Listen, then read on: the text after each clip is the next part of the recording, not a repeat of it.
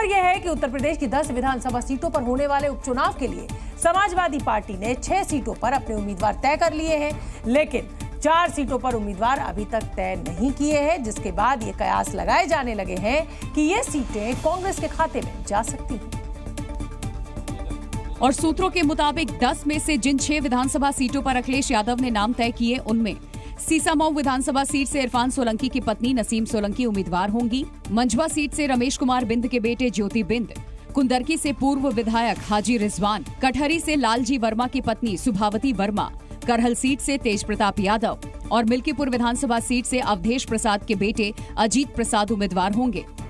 हालांकि मीरापुर और फूलपुर सीट पर उम्मीदवारों का नाम तय होना अभी बाकी है। सूत्रों के मुताबिक अखिलेश यादव इन 2 सीटों पर भी जल्द ही नाम फाइनल कर लेंगे। वहीं खबर ये भी है कि समाजवादी पार्टी गाजियाबाद और खैर सीट कांग्रेस को दे सकती है। और ये एनकाउंटर का जो बिहार की राजनीति में एक नई पार्टी की एंट्री हो गई है। चुनावी रणनीतिकार प्रशांत किशोर ने पटना में अपनी नई पार्टी लॉन्च की है। और बिहार में 2 साल की लंबी पदयात्रा के बाद जन सुराज संगठन को राजनीतिक पार्टी में तब्दील कर दिया गया। पटना के वेटरनरी कॉलेज ग्राउंड में जन सुराज पार्टी के गठन का कार्यक्रम हुआ, जिसमें जन सुराज से जुड़े राज्य भर से लोग पटना पहुंचे, जहां प्रशांत किशोर ने अपनी पार्टी के नाम का ऐलान किया। बिहार के युवाओं की वहीं प्रशांत किशोर के नई पार्टी के ऐलान से बिहार की सियासत तेज हो गई। जेडीयू और बीजेपी ने इस पर अपनी अपनी प्रतिक्रिया दी। चुनाव के मौके पर बहुत दुकान खुलते हैं। प्रशांत किशोर ने सिर्फ अपना चेहरा चमकाने के लिए यात्राएं की। बिहार में अभी बाढ़ जैसी आपदा है। प्रशांत किशोर ने अभी बाढ़ पीड़ितों की सुध ली क्या? दरअसल बिहार में अगले साल होने वाले विधानसभा चुनाव से पहले पार्टी की लॉन्चिंग काफी अहम मानी जा रही है। आरजेडी के खेमे में भी इससे खलबली है। मुस्लिम धर्मगुरु कल्वे जवाद ने एक बार फिर वक्फ संशोधन बिल को लेकर केंद्र सरकार पर जमकर हमला बोला और साथ ही उन्होंने बीजेपी नेता निशिकांत दुबे को भी निशाने पर लिया। मुस्लिम धर्मगुरु कल्बे जवाद ने वक्फ संशोधन बिल को चुनावी स्टंट बताया और बिल को लेकर मंत्रियों पर झूठ बोलने का आरोप लगाया। इस पे जीपीसी जो है वो बिल्कुल ही एक ड्रामा है, क्योंकि हमारे होम मिनिस्टर साहब पहले ही कह चुके हैं कि हम इस बिल को पास करवा लेंगे। कल्बे जवाद बीजेपी नेता निशिकांत दुबे पर भी जमकर बरसे। कल्बे जवाद ने प्रेस कॉन्फ्रेंस के दौरान निशिकांत दुबे की एक तस्वीर दिखाते हुए उन्हें सबसे बड़ा मूर्ख करार दिया। मैं तो मूर्ख कह रहा हूं, हिंदुस्तान का सबसे बड़ा मूर्ख ये कह रहा है कि सब ISI के एजेंट हैं, तो 25 करोड़ ISI के एजेंट हैं इस हिंदुस्तान में। इस दौरान उन्होंने हिंदू मंदिरों पर कब्जे के आरोपों पर भी सफाई दी। उन्होंने कहा कि हमारा कब्जा हिंदू मंदिरों पर नहीं है, बल्कि सैकड़ों मंदिर हमारी जमीनों पर बने हुए हैं। कोलकाता के आरजीकर अस्पताल में लेडी डॉक्टर की रेप और हत्या के करीब 2 महीने बीत चुके हैं, लेकिन अभी भी इंसाफ की आस बाकी है, जिसे लेकर डॉक्टर्स लगातार प्रदर्शन कर रहे हैं।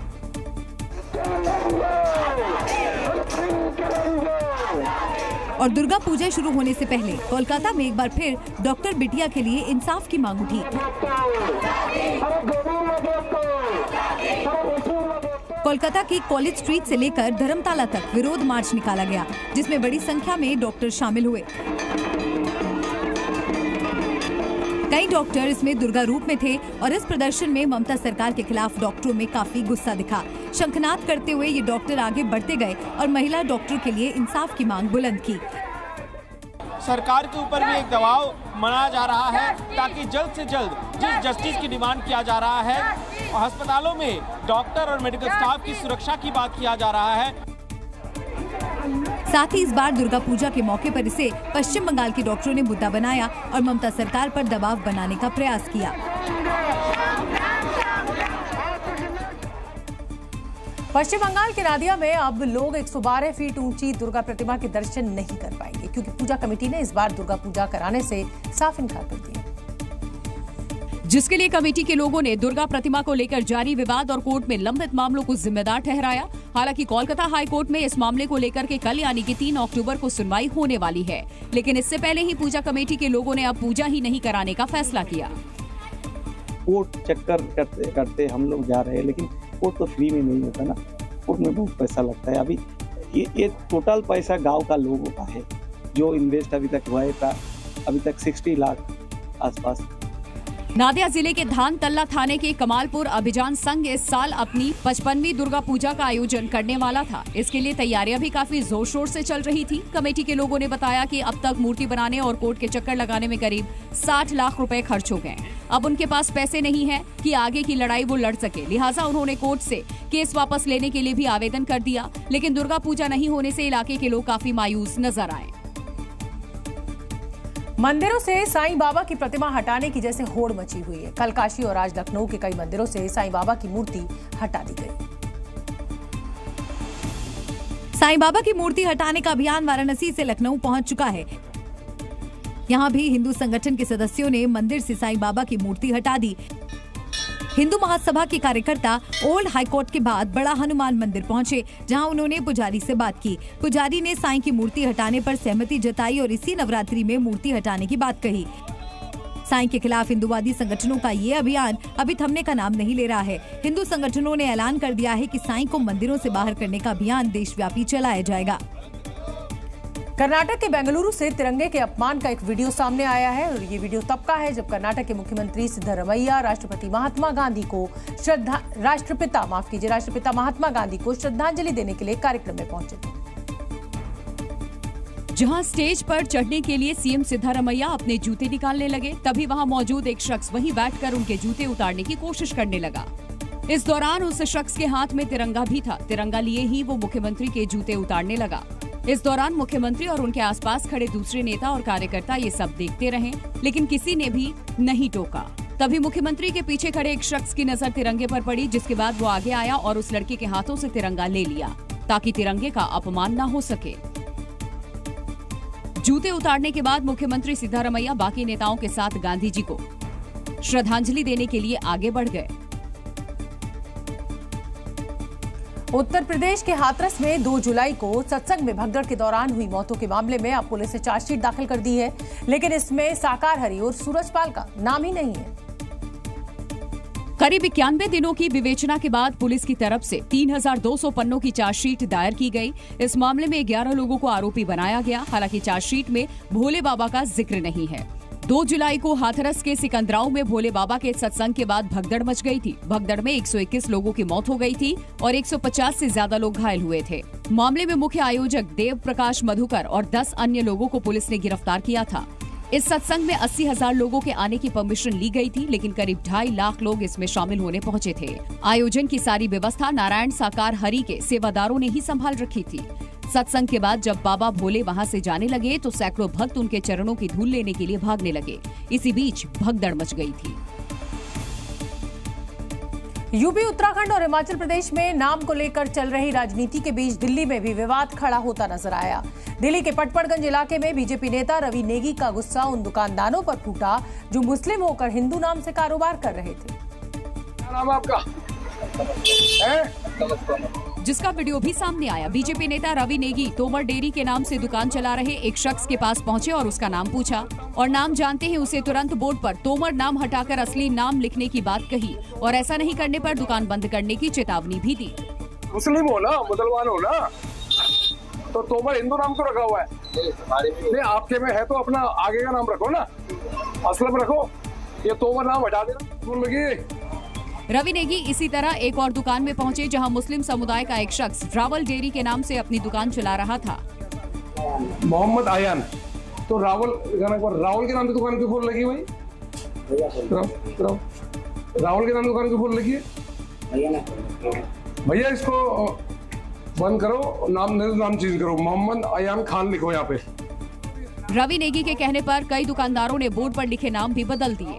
क्योंकि इस दुकान का नाम न्यू हरियाणा पनीर भंडार था और इसलिए यहाँ पर रवि नेगी पहुँचे थे और जो यहाँ इसके मालिक हैं रिजवान को ये बोला गया कि आप अपने नाम दुकान के आगे इस तरह का जो बोर्ड है वो लगाएं ताकि लोगों के अंदर ये कंफ्यूजन ना रहे कि आप जिस जगह से सामान खरीद रहे हैं वो सामान, वो दुकानदार कौन है। देश के अलग अलग हिस्सों में रेलवे ट्रैक पर लगातार साजिशें हो रही हैं। नया मामला झारखंड के साहिबगंज और उत्तर प्रदेश के कानपुर से सामने आया है, जहां बरहेट में एमजीआर लाइन को विस्फोटक से उड़ा दिया। सुबह कोयले से भरी ट्रेन लालमटिया से फरक्का जा रही थी, लेकिन वक्त रहते सूचना मिलने से बड़ी घटना टल गई। धमाके से रेलवे ट्रैक का एक हिस्सा टूटकर अलग हो गया। साथ ही विस्फोट से रेलवे ट्रैक पर 3 फुट गहरा गड्ढा बन गया। गनीमत ये रही कि इस घटना में किसी भी प्रकार की जान माल का नुकसान नहीं हुआ। वहीं मौके पर पहुंचकर पुलिस और एफएसएल की टीम ने मामले की जांच शुरू कर दी। पुलिस अब इस मामले की जांच कर रही थी कि इसमें किस तरह के विस्फोटक इस्तेमाल किए गए थे और ये कहां से आए थे, क्योंकि इस ट्रैक से कई ट्रेनें गुजरने वाली थी, जिससे बड़ा हादसा हो सकता था। तो वहीं दूसरी ओर कानपुर के पास अंबियापुर रेलवे स्टेशन पर रेलवे ट्रैक पर आग बुझाने वाला सिलेंडर मिला। दिल्ली हावड़ा के अंबियापुर रेलवे ट्रैक पर एक मालगाड़ी गुजर रही थी और उसी के सामने ये सिलेंडर रखा था। लोको पायलट ने इमरजेंसी ब्रेक लगाकर ट्रेन रोकी और पुलिस को सूचना दी। इससे पहले कानपुर में पुष्पक एक्सप्रेस के सामने भी अग्निशमन सिलेंडर मिला था। उत्तर प्रदेश के कानपुर से एक बेहद हैरान कर देने वाला वीडियो सामने आया है, जहां दबंगों ने एक कार सवार युवक को जिंदा जलाकर मारने की कोशिश की। पीड़ित के मुताबिक पैसे के लेन देन को लेकर के विवाद चल रहा था और युवक का आरोप है कि बुकिंग से वापस लौटते समय उसके कार को पंचर कर दिया गया, जिसके बाद आरोपियों ने कार को घेर लिया और पेट्रोल डाल करके कार में आग लगाकर भाग गए। इस दौरान वहां चीख पुकार मच गई। पीड़ित ने किसी तरह से गाड़ी से निकलकर अपनी जान बचाई और घर वालों को फोन करके जानकारी दी। चारों तरफ से शीशे से तोड़ डाले, तो तोड़ने के बाद जब हम बाहर निकलने की कोशिश की तो उसमें आग ही लगा दिए थे। जब तक घर वाले पहुंचते वो बुरी तरह से झुलस गया था, जिसे अस्पताल में भर्ती कराया गया। फिलहाल पुलिस ने केस दर्ज कर मामले की जांच शुरू कर दी। और चलिए अब हम आपको राजस्थान के पोखरण में बारूदी धमाके का एक वीडियो दिखाते हैं। सेना ने जब बारूद का विस्फोट किया तो पूरा इलाका धमाके से दहल गया। ये वीडियो देखिए। तेज धमाके के बाद धुएं का गुबार उठ रहा है। ऐसा लग रहा है मानो कोई शक्तिशाली बम का धमाका है। दरअसल जैसलमेर के पोखरण फील्ड फायरिंग रेंज में भारतीय सेना ने यूजलेस गोला बारूद को नष्ट कर दिया। इस दौरान फायरिंग रेंज में बहुत बड़ा गड्ढा बनाकर गोला बारूद उसमें रखा गया और फिर वायर के माध्यम से धमाका कर दिया गया। इस दौरान फायरिंग रेंज में तेज धमाका हुआ जो कई किलोमीटर दूर तक सुनाई दिया। भारतीय सेना की कोणार्क कोर डिवीजन के अधिकारियों और जवानों ने इस कार्य को अंजाम दिया।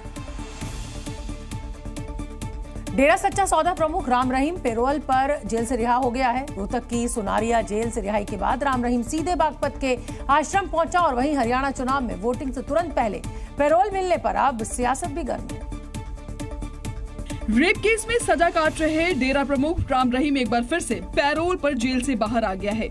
राम रहीम को इस बार 20 दिन की पैरोल दी गई है।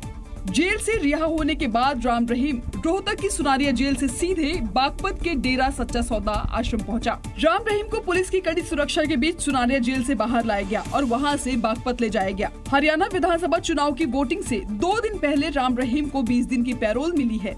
ऐसे में राम रहीम की पैरोल पर कांग्रेस ने आपत्ति जताई। कांग्रेस ने चुनाव आयोग को चिट्ठी लिखकर कहा था कि इस वक्त राम रहीम को पैरोल देना उचित नहीं, विधानसभा चुनाव पर इसका असर पड़ सकता है। इन सबके बीच देर रात हरियाणा सरकार ने राम रहीम की रिहाई के आदेश जारी कर दिए। वहीं जेल प्रशासन का कहना है कि जेल मैनुअल के नियम के तहत ही पैरोल दी गई है। हालांकि पैरोल में कई शर्तें भी लगाई गई हैं। पैरोल के दौरान राम रहीम हरियाणा में नहीं रहेगा, किसी भी राजनीतिक कार्यक्रम में शामिल नहीं होगा और न ही सोशल मीडिया पर कोई प्रचार करेगा। अगर इन शर्तों का उल्लंघन हुआ तो उसकी पैरोल तुरंत रद्द कर दी जाएगी। आपको बता दें कि कोर्ट ने राम रहीम को रेप और एक पत्रकार की हत्या के मामले में दोषी ठहराया था।